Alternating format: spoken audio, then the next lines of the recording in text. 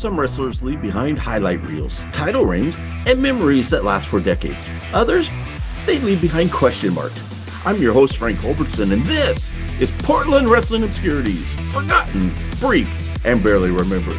And today, we're shining a light on 4 names who slipped through Portland like shadows. Let's start with Joe Atkins. Or was there even a Joe Atkins? The record says he had 3 matches in Oregon in late 1975. There was a draw with Keith Franks. That's the man who later would become Adrian Adonis. There was a loss to Bill Francis in Salem, and then supposedly a loss to Jeff Ports. But here's the problem. That match that night was on television, and it shows that Ports beat Jack Ruffin, not Atkins. So what happened? Was Joe Atkins just a stand-in name? Was he really Ruffin wrestling under a different billing? Or was it simply a newspaper error that created a phantom wrestler? No matches outside of Oregon, no aliases, no history. Joe Atkins might be the most mysterious wrestler ever to appear in Portland, if he even appeared at all. Next up is Terry Bradshaw, and no, not the quarterback. This Bradshaw wrestled in Portland for about a month in 1985. He lost every match. Moondog Moretti beat him. Bobby Jaggers beat him. Steve Pardee beat him. He came, he lost, and then he vanished. What makes him stand out, though, is his look. Bradshaw had curly hair, a kind of youthful glow. He looked a little like Steve Simpson. Or, if you squinted, he looked like Barry Manilow. Maybe that's why fans remember the face, if not the resume. But where did he come from, and where did he go? No one knows. Terry Bradshaw remains one of Portland's true mysteries. Now let's talk about Mike Hennessy, who hit the Northwest in 1980. Billed from San Mateo, California, Hennessy was one of those guys who made Portland his one stop in the business. He did wrestle in Vancouver under the name Mike Ellison, but the big story here? He was one of Buddy Rose's many hair match victims. In fact, he might have been the second guy to lose his hair to Buddy in Portland.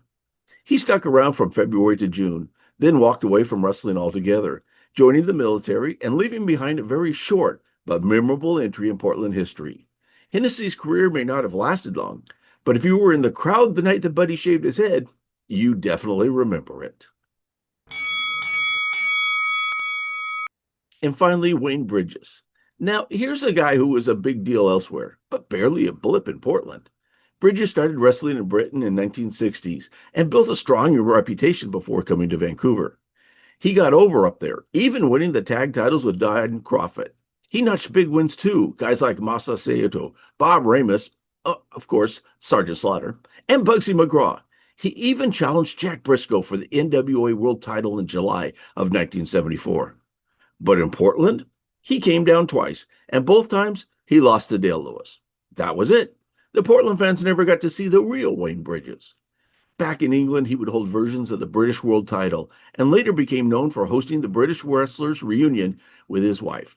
He passed away in 2020, remembered overseas as a star, but in Portland, just a filler name on a couple of cards. So there you have it. A wrestler who might not have even existed. A guy who looked like Barry Manilow but didn't win a match. And a short-timer who left his hair in Buddy Rose's hands. And a British star who Portland never got to see in full. That's the beauty of wrestling history. You don't have to be a champion to be remembered. Sometimes being a question mark is legacy enough. Hey, this is Frank Culbertson, your host, and this has been Portland Wrestling Obscurities. Forgotten, brief, and barely remembered.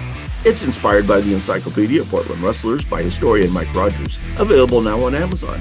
New episodes drop every Tuesday and Friday.